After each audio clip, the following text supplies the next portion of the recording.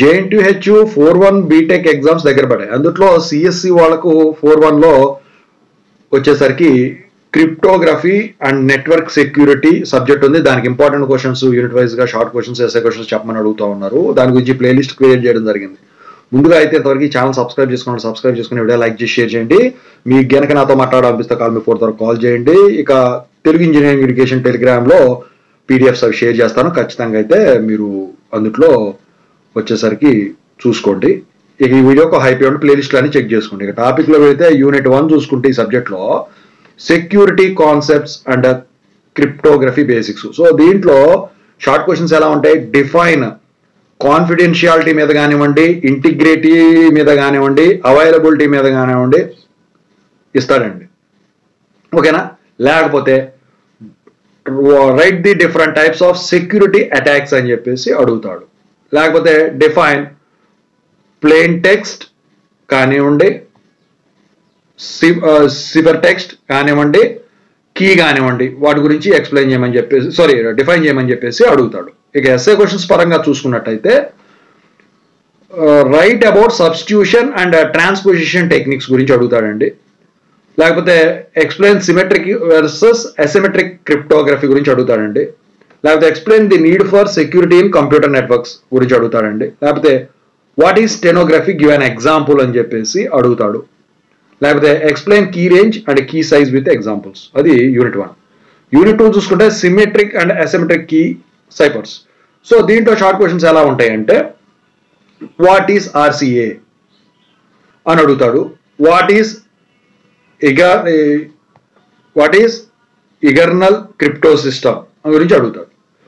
ఇక SA question చూసుకుంటే explain AES algorithm in detail, లేకపోతే write short notes on DES, లేకపోతే ఎక్స్ప్లెయిన్ బ్లోయిష్ అల్గోరిథం, లేకపోతే what is RCA, explain its operation, లేకపోతే explain RSA algorithm with an example, లేకపోతే describe Diffie Hellman key exchange, లేకపోతే explain knapsack crypto system. Knapsack crypto system మీద ఖచ్చితంగా అయితే question ఉంటుంది. ఇక యూనిట్ 3 గురించి చూసుకుంటే hash functions, MAC and key management. So దీంట్లో షార్ట్ క్వశ్చన్స్ ఎలా ఉంటాయి? వాట్ ఈస్ మెసేజ్ ఆథెంటికేషన్ అని చెప్పేసి అడుగుతాడు. లేకపోతే వాట్ ఈస్ XY09 సర్టిఫికేట్ అని చెప్పేసి అడుగుతాడు. ఎస్ఏ క్వశ్చన్ చూసుకుంటే ఎక్స్ప్లెయిన్ SHA-512 హ్యాష్ ఫంక్షన్, లేకపోతే write about HMAC and CMAC, లేకపోతే ఎక్స్ప్లెయిన్ డిజిటల్ సిగ్నేచర్ స్కీమ్, లేకపోతే డిస్క్రైబ్ కెర్బరోస్ ఆథెంటికేషన్ సిస్టమ్, లేకపోతే ఎక్స్ప్లెయిన్ సిమెట్రిక్ కీ డిస్ట్రిబ్యూషన్, లేకపోతే explain public key infrastructure PKI.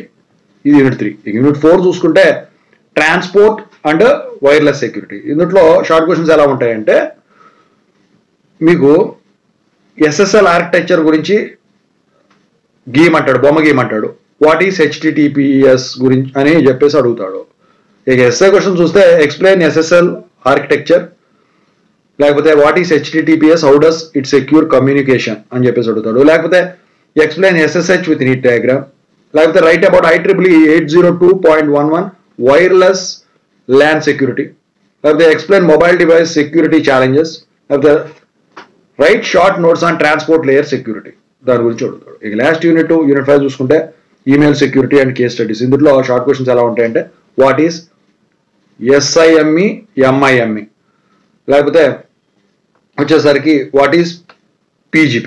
So SI question చూసుకుంటే explain PGP architecture, లేకపోతే what is SIME, MIME, explain features, లేకపోతే explain IP security architecture and its components, లేకపోతే write about authentication header and ESP, లేకపోతే explain internet key exchange IKE, లేకపోతే case studies ఇస్తాడండి. Security multiparty communication మీద కానివ్వండి, security inter branch payment transactions మీద కానివ్వండి, లేకపోతే explain cross site scripting XSS vulnerability. So ఓవరాల్గా ఇది మిగతా కూడా వచ్చేస్తాయి.